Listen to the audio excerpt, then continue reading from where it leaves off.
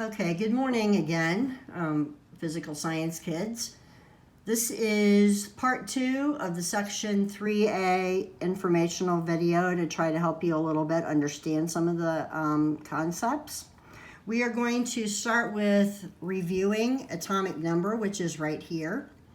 The atomic number is the number of protons in an atom. It identifies who it is. I call it its fingerprint. Okay, it tells you who it is. In an atom that has a zero charge, a neutral atom, it is also the number of electrons. But let's just look at something here on the periodic table. So here you have nitrogen, oxygen, and fluorine. Okay, oxygen has 8 protons. It has to have 8 protons to be oxygen. If it had 7, it would be nitrogen. If it had 9, it would be fluorine. Okay, that is its identifier. It tells you who it is. All right. So, on the other hand, the atomic mass, which is here in pink, is the number of protons plus the number of neutrons in the nucleus. It's also called mass number. It's also called atomic weight or atomic mass. If you need to see that in a mathematical equation, it's down here. It's the number of protons plus the number of neutrons gives you the atomic mass. Okay? And we're going to practice that here a second. If we look here, fluorine has an atomic number of 9. That's the number of protons. And it has 19 as its atomic mass. So if you look here at the top, we have the number of protons plus the number of neutrons equals the mass number. So if we have 9 plus what equals 19, we fill in the blank with 10. 9 plus 10 equals 19. Bromine, I don't think I need to show you on the periodic table, but it has an atomic number of 35, so it has 35 protons. Its mass number is 80. So we set up the equation 35 plus what equals 80, and that answer would be 45. So bromine has 45 neutrons, okay? If you're given 2 of the 3, you should be able to find the third. All right, so the only thing that we haven't gone over in this section is isotopes, which is also here in pink at the bottom. By definition, they are atoms of the same element that have a different number of neutrons. Okay, everything about them is the same. They have the same number of protons, but they have a different number of neutrons, which gives them a different mass number. They will have different properties from each other, and you can write them in the following ways. I showed you 3 different ones. You can write the mass as a superscript before the capital C. You can hyphenate it and put the mass number after the capital C for carbon 12 as an example.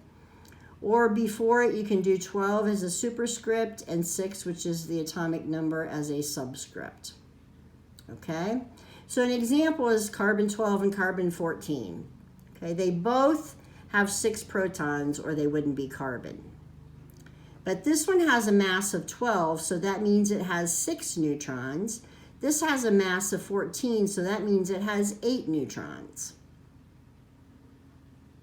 But it's still carbon. Here you have uranium-238 and uranium-236. Okay? They both have 92 protons, or they wouldn't be uranium. But one has a mass number of 238 and one has a mass number of 236, which gives them a different number of neutrons. The units for the mass of an isotope or any atom, the unit is an AMU, it's short for atomic mass unit. So carbon, for example, I have here, its mass is 12.01. They take all of the naturally occurring isotopes and take the weighted average of those. So it's always going to be a decimal. Here it's rounded to 2 places, and we would write that as 12.01 AMUs. We had a lab if we were going to do this face-to-face, if we could be in class. that helps with this a little bit. But we're just going to have to learn it this way this year. Sodium has a mass number of 22.99 something that's been rounded to 22.99. So we write that as 22.99 AMUs. Now your periodic table that I gave you to use, as well as most of them, will just round those for you. So if you look on your periodic table, carbon has 12 and sodium has 23. They just usually use a whole number for those. But here is the information you need to know about an isotope. And for this class, here's how you're going to figure out if something is an isotope or not. Let's look at carbon 12 and carbon 14 as an example first. Carbon is right here on the periodic table, okay? It has a mass number of 12. So carbon 12 is not an isotope. If the mass number matches the mass number that you're given, it is not an isotope. Carbon 14 would be an isotope because 14 is not 12, as an example.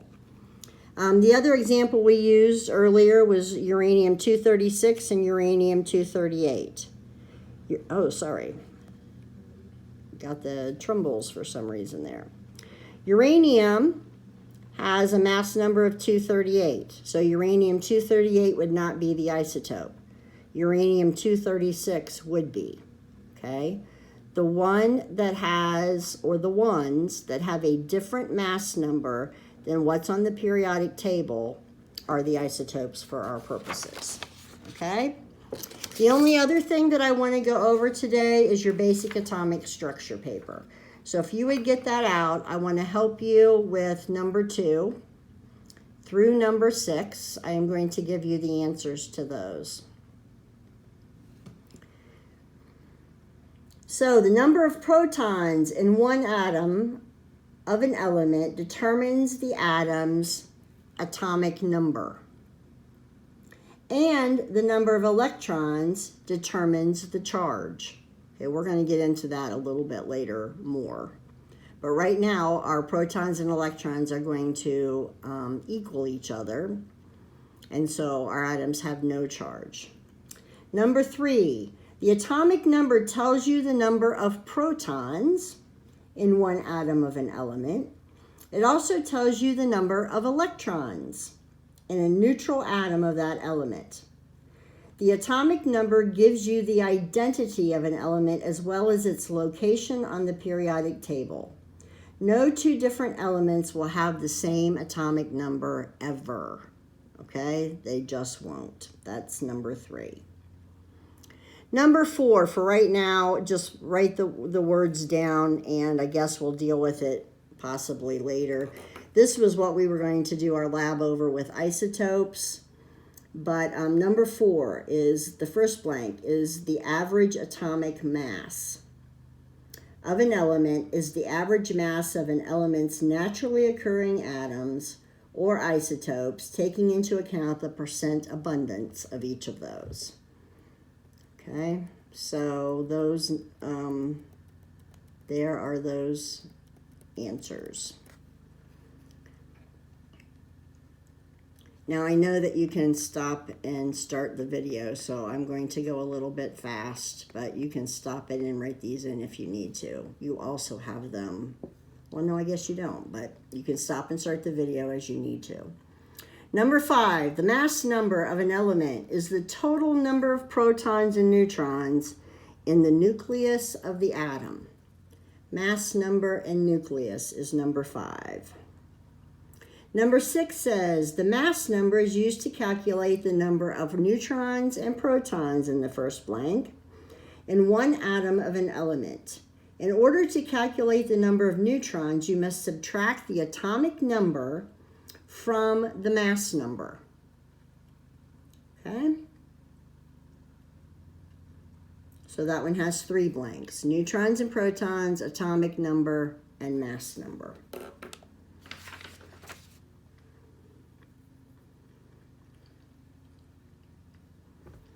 Now, I also want to go over with you very quickly number 14 on your basic atomic structure. We did 9, 10, and 11 together, I believe, the other day. So the first one here is aluminum. The atomic number, if you look on your periodic chart, is 13. That is also the number of protons, and it is also the number of electrons. All right, so those 3 columns should always be the same for right now. 13, 13, 13. The mass number, it says on the periodic table, is 27. So to get the number of protons, we say 13 plus what equals 27, and that would be 14. Also, if we look at the periodic table, we see that the mass number that's listed for aluminum is 27. So it is not an isotope. Here, don't worry about neutral or isotope. We're just going to put yes or no. If it is an isotope, put yes. If it's not an isotope, put no. Let's do one more just to be sure. Bromine. Here is the symbol. Remember, the first letter has to be capitalized. If there are other ones, they cannot be. So here's bromine, capital B, lowercase r.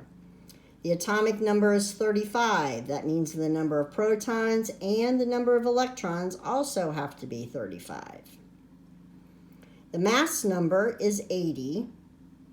So 80 minus 35 equals what? Or, 45. Or we have to do it the other way. 80 minus 45 gives you 35. Okay, that's the number of neutrons, but that one's given to you. Again, if you look in the periodic table, you have 80 given to you as the mass number. It matches here, so it is not an isotope. That is just going to be a yes or no answer over here. All right? Good luck. If you have any questions, message me and I'll try to help.